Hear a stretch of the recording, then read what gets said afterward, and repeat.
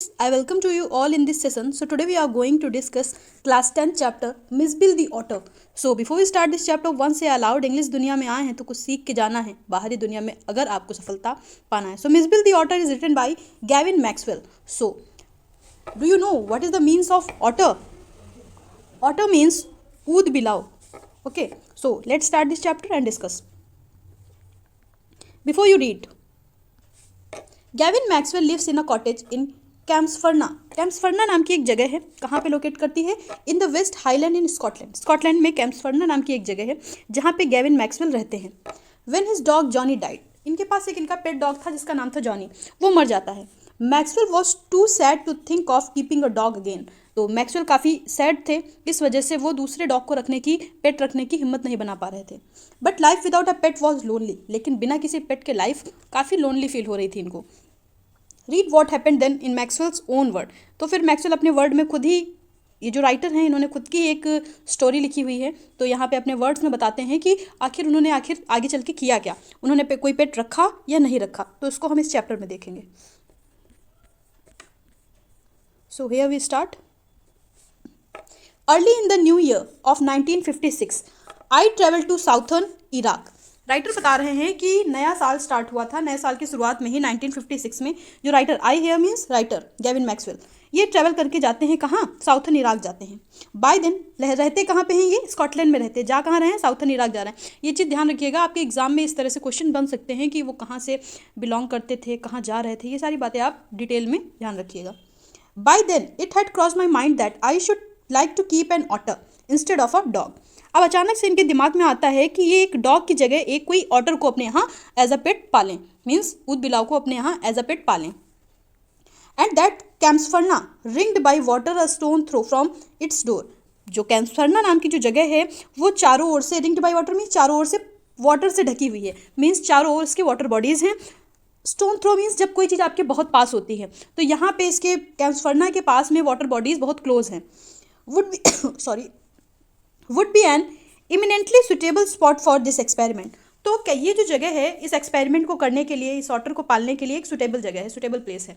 देखिए otter usually कोई नहीं पालता, बहुत ही कम लोग ऐसे होते हैं जो इस तरह के एनिमल्स को एज अ पेट रखते हैं. तो ये एक तरह का एक्सपेरिमेंट ही था राइटर के लिए, तो उसके लिए ये एक सुटेबल प्लेस था, क्योंकि जो ऑटर्स होते हैं उनको वाटर बहुत पसंद था, पानी में खेलना, पानी में रहना अच्छा लगता है.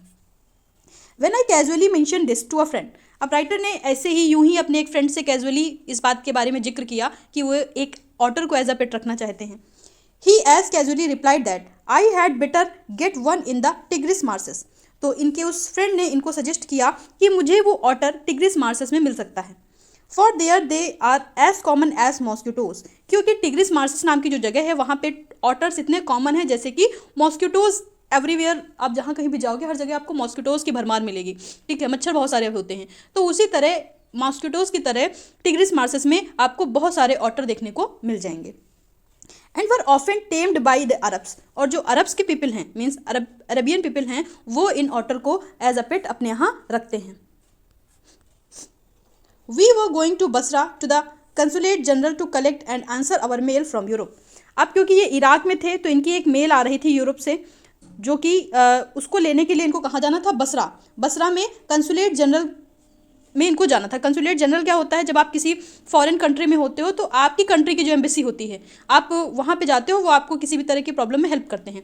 तो वही कंसुलेट जनरल एक ऐसी एम्बेसी है जो इनकी कंट्री की है. तो वहाँ पर इनकी एक मेल आ रही है, उसके लिए वो कंसुलेट जनरल बसरा गए हुए हैं. एट द कंसुलेट जनरल, जब ये वहाँ पहुँचते हैं कंसुलेट जनरल में, we found that my friend's mail had arrive. तो इन्होंने देखा कि इनका जो फ्रेंड था उसकी मेल आ चुकी थी. But that mine had not. लेकिन जो राइटर थे उनकी मेल अभी तक नहीं पहुँची थी. I cable to England. Cable means होता है टेलीग्राफ करना. राइटर ने एक टेलीग्राफ किया इंग्लैंड को कि इनकी मेल अभी तक नहीं आई है इस चीज़ से रिलेटेड. पहले के समय में जैसे कि आज के समय में काफ़ी कॉमन होती है कम्युनिकेशन डिवाइसेस, लेकिन उस टाइम पे इस तरह की कम्युनिकेशन की व्यवस्थाएं अच्छी नहीं थी, इसलिए इन्होंने वहाँ पे टेलीग्राफ किया. And when 3 days later nothing had happened. 3 दिन बीत चुके थे, इनकी टेलीग्राफ की कोई रिप्लाई नहीं आई थी. I try to telephone. तो इन्होंने कॉल करने की कोशिश की, टेलीफोन करने की कोशिश की.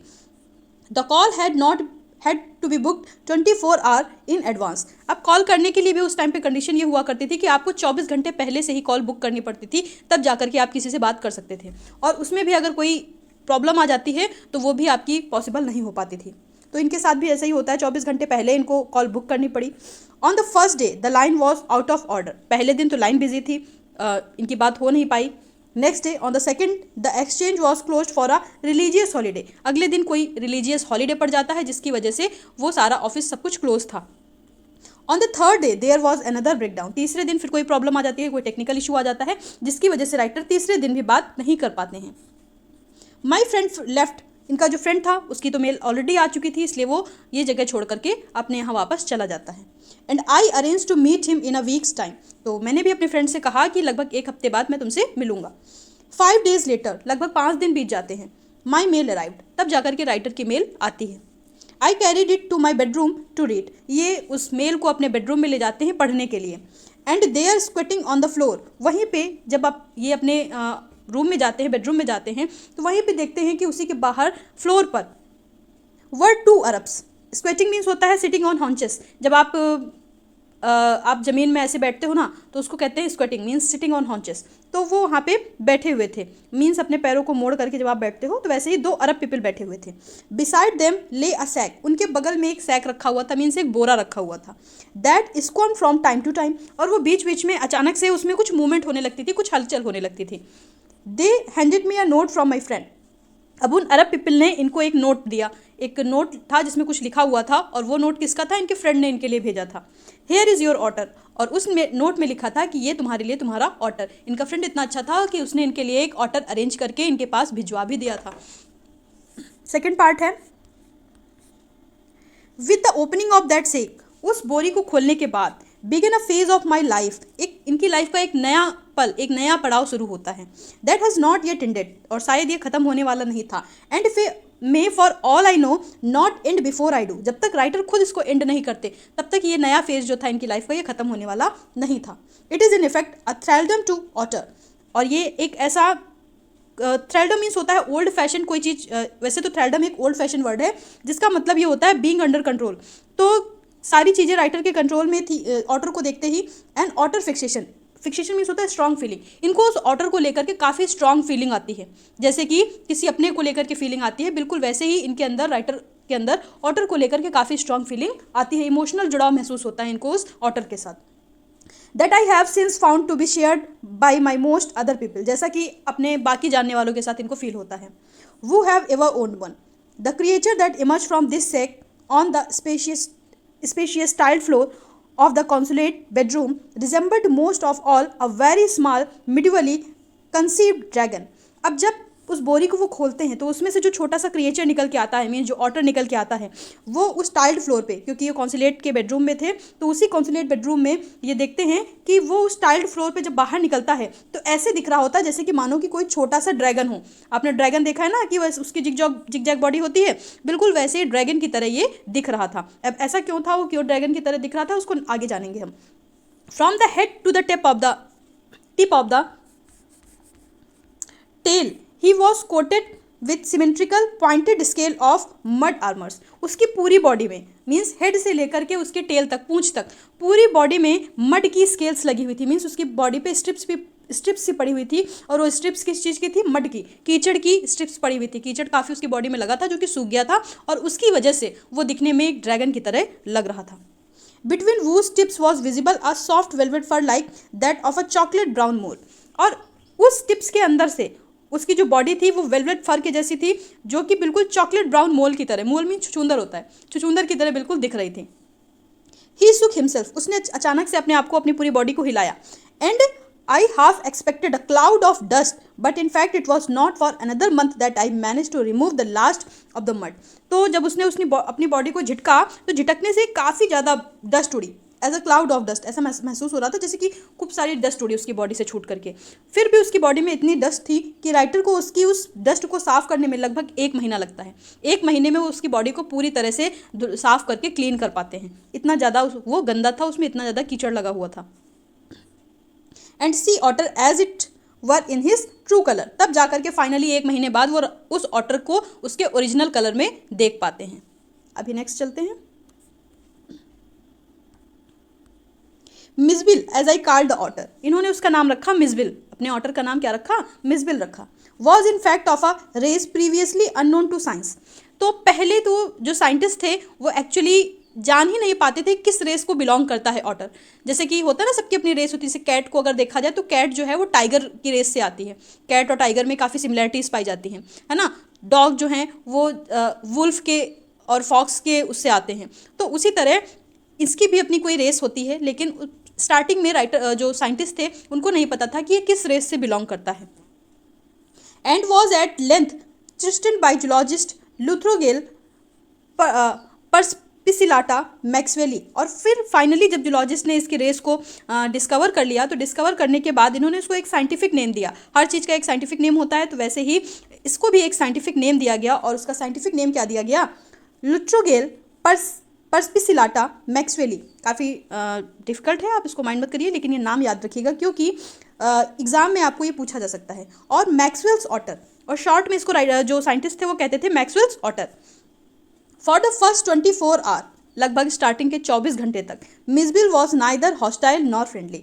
मिसबिल जो था वो वहाँ पे काफ़ी स्ट्रेंज बिहेव कर रहा था, क्योंकि वो वहाँ पे किसी को एक्सेप्ट नहीं कर पा रहा था, उसको किसी की आदत नहीं थी, किसी को पहचानता नहीं था, इसलिए वो किसी से फ्रेंडली नहीं था। He was simply aloof and indifferent, choosing to sleep on the floor as far from my bed as possible. वो पहले दिन तो मेरे बेड से काफ़ी दूर, जितना दूर पॉसिबल हो सके उतना दूर सोता है, उतने दूर जाकर के सोने की कोशिश करता है। The second night Misbill came on to my bed in the small hour and remained asleep in the crooks of my knees. फिर अगले दिन मिसबिल आता है इनके कमरे में, इनके बेड पे आता है और इनके पैरों के बीच में सो जाता है। मीन सब धीमे धीमे उसको इनकी आदत होने लगी है, वो सबको पहचानने लगा है, थोड़ा सा फ्रेंडली बिहेव करने लगा है। Until the servant brought tea in the morning, तब तक कि लेटा रहता है जब तक सर्वेंट सुबह की चाय लेकर के नहीं आ जाते हैं। And during the day he began to lose his apathy and take a keen.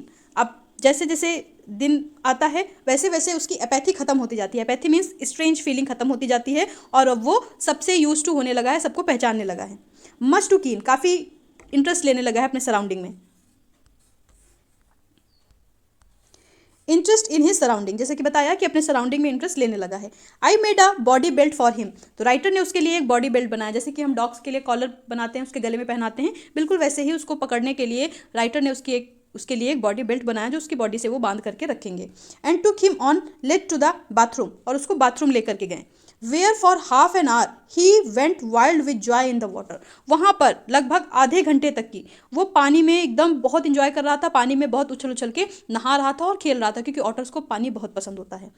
प्लंगिंग and rolling in it, उस पानी में उछल कूद रहा था, बार बार अंदर आ रहा था, बाहर जा रहा था, उसी में जैसे कह सकते हैं ना थपेड़े ले रहा था, तो पानी में थपेड़े ले रहा था। Shooting up and down the length of the bathtub, पूरे बाथटब की लेंथ में अप एंड डाउन कर रहा था वो under water. And making enough slosh and splash for a hippo, बिल्कुल हिप्पो की तरह पानी में काफ़ी स्प्लैश कर रहा था, मीन्स पानी जो है उसमें काफ़ी मूवमेंट, हलचल कर रहा था वो। This I was to learn is a characteristic of otter, तब जाकर के राइटर ये सीखते हैं कि जो ऑटर होते हैं ये उनकी क्वालिटी होती है कि ऑटर्स को पानी शांत स्टिल नहीं पसंद होता है। पानी अगर कहीं ठहरा हुआ है, उसमें कोई मूवमेंट नहीं हो रहा, तो ऑटर को नहीं पसंद है। ऑटर को अच्छा लगता है कि पानी इधर उधर गिरता रहे, उसमें कुछ हलचल होती रहे। तो इस तरह का उनका कैरेक्टरिस्टिक होता है, जो कि ऑटर के बारे में उनके साथ रहते रहते राइटर को भी पता चल जाता है। Every drop of water must be so to speak, हर पानी की एक बूंद ऐसा मानो कि बोल रही हो, इस तरह की होनी चाहिए, स्टिल नहीं होनी चाहिए, मूवमेंट होती रहनी चाहिए उसमें।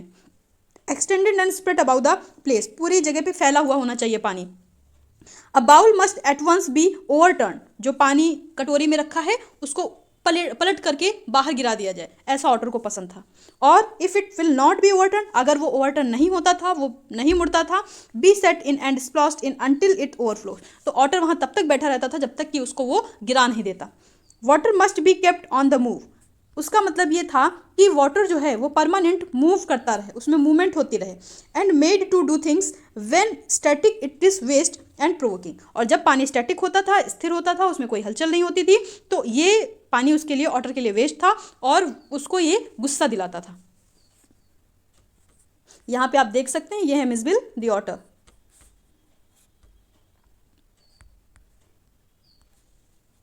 Two days later, अब 2 दिन बीत चुके थे। मिसबिल escaped from my bedroom as I entered it, जैसे ही राइटर अपने बेडरूम में जाते हैं तो देखते हैं कि मिसबिल इनके बेडरूम से बाहर भाग गया है। And I turned to see his tail, इनको उसकी टेल दिखाई पड़ी, disappearing round and bent off the corridor that led to the bathroom. अब वो किधर की ओर जाते हुए दिखाई दिया, बाथरूम की ओर जाते हुए दिखाई दिया। मिसबिल अपने आप से ही बाथरूम में जा रहा था पानी खेलने के लिए। By the time I got there, जब राइटर वहां पे पहुंचते हैं, he was up on the end of the bathtub, तो बाथटब के ऊपर खड़े होकर के and fumbling at the chromium tap, जो टैप होता है, नल होता है, उसको खोलने की, उसको चलाने की कोशिश कर रहा था, अपने हाथों से टैप को ऑन करने की कोशिश कर रहा था। हिज पॉज, अपने पंजों के साथ। I was amazed in less than a minute he had turn the tap far enough to produce a trickle of water. उसने 1 मिनट के अंदर उस टैप को ओपन कर लिया, इतना ओपन कर लिया कि उससे पानी गिरने लगा। And after a movement or two to achieve फुल फ्लो, 1-2 मूवमेंट में उसने फुल फ्लो में पानी के टैप को ओपन कर दिया, पानी फुल फ्लो में गिरने लगा। He had been lucky to turn the tap the right way, तो उस समय तो राइटर बता रहे हैं कि वो लकी था कि उसने सही राइट वे में, राइट डायरेक्शन में टैप को मोड़ा था, जिससे कि टैप ओपन हो चुका था। On later occasion, next time जब वो ट्राई करता है टैप ओपन करने के लिए, he would sometime screw it up still tighter, तो वो उसको उल्टा घुमा देता है, जिससे कि वो और ज़्यादा टाइट हो जाता है टैप और वो टैप खुलता नहीं है।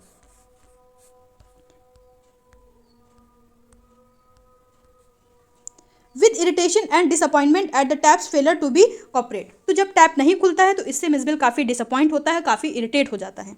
Very soon Mij would follow me without a lead and come to me when I called his name, तो अब बिना ही कुछ कहे मिसबिल राइटर को फॉलो करने लगा था, जहाँ कहीं भी राइटर जाते थे वो उनके पीछे पीछे चला जाता था, और जब भी राइटर उसका नाम बुलाते थे तो वो तुरंत ही वहाँ पे आ जाता था। अब उसको राइटर की आदत हो चुकी थी।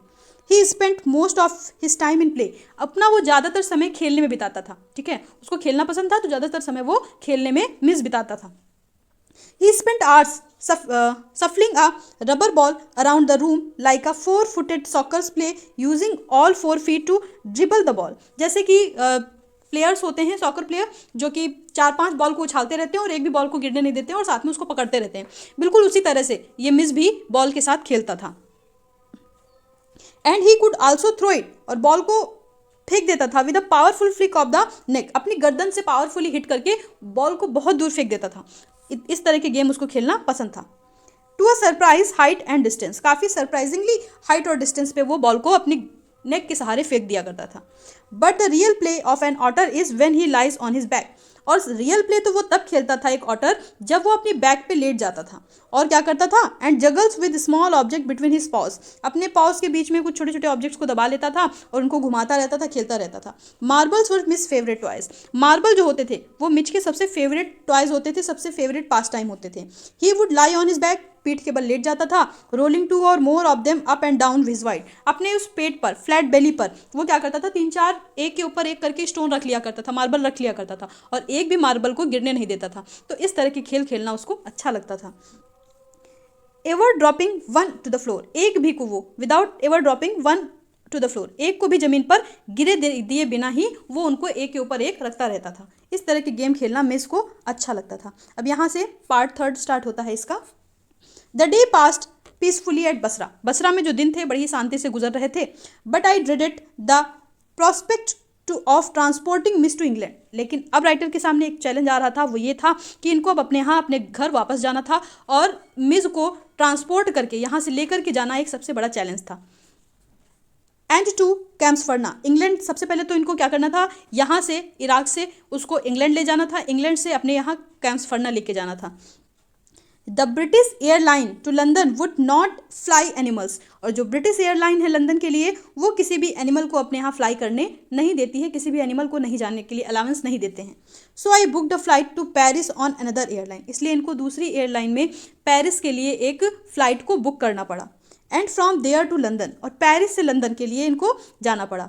The airline insisted that Mij should be packed into a box not more than 18 inches square, और एयरलाइंस वालों ने इनको एक इंस्ट्रक्शन दिया कि अगर आपको मिस को लेके जाना है तो उसको एक स्क्वायर बॉक्स में पैक करना पड़ेगा, और वो जो बॉक्स होना चाहिए उसकी लेंथ 18 इंच से ज़्यादा नहीं होनी चाहिए, उसी में आपको मिच को पैक करके ले जाना पड़ेगा।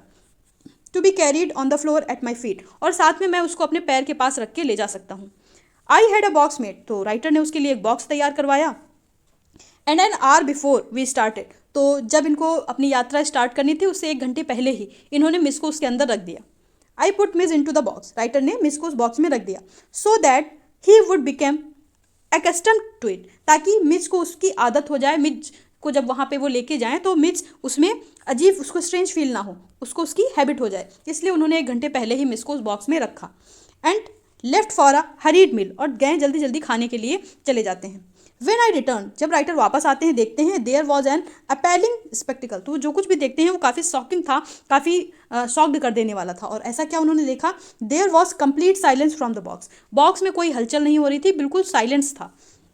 But from its air holes, जो एयर होल्स उन्होंने उस बॉक्स में बनाए थे ताकि वो आसानी से सांस ले सके, और and chinks around the lid blood and trickled and dried, तो उससे खून बाहर निकला हुआ था, निकल के सूख गया था।